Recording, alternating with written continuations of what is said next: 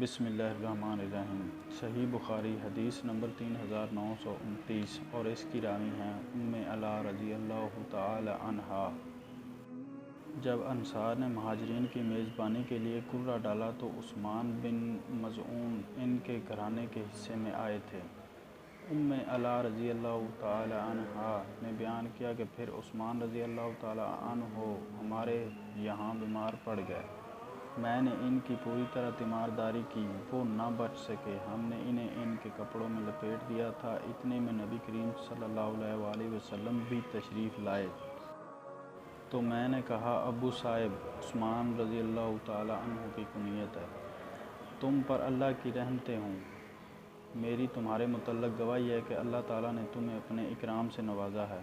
یہ سن کر حضور اکرم صلی اللہ علیہ وآلہ وسلم نے فرمایا، تمہیں یہ کیسے معلوم ہوا کہ اللہ تعالیٰ نے انہیں اپنے اکرام سے نوازا ہے؟ میں نے عرض کیا، مجھے تو اس سلسلے میں کچھ خبر نہیں ہے۔ میرے ماں باپ آپ پر فدا ہوں یا رسول اللہ، لیکن اور کسے نوازے گا؟ حضور صلی اللہ علیہ وآلہ وسلم نے فرمایا، اس میں تو واقعی کوئی شک و شبہ نہیں کہ ایک یقینی امر موت ان کو آ چکی ہے۔ خدا کی قسم کہ میں بھی ان کے لیے اللہ تعالیٰ سے خیر خواہی کی امید رکھتا ہوں، لیکن میں حالانکہ اللہ کا رسول ہوں خود اپنے متعلق نہیں جان سکتا کہ میرے ساتھ کیا معاملہ ہوگا۔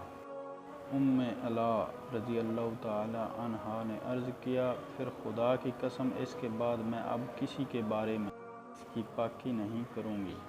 انہوں نے بیان کیا کہ اس واقعہ پر مجھے بڑا رنج ہوا۔ پھر میں سو گئی تو میں نے خواب میں دیکھا کہ عثمان بن مظعون کے لیے ایک بہتا ہوا چشمہ ہے۔